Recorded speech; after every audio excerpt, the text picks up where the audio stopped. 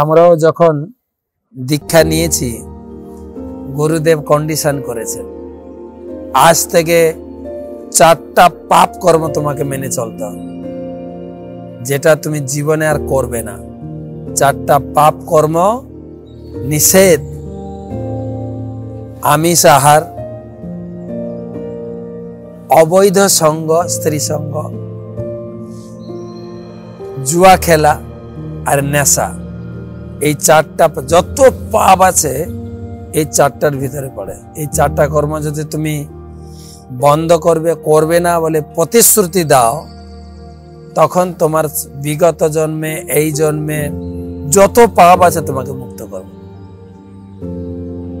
আমার গুরুদেব প্রায় 80,000 লোক, মানে 79-80,000 লোককে দীক্ষা দিয়েছেন। সবার সঙ্গে কন্ডিশন করেছেন, সবার পাপ তিনি গ্রহণ করেছেন।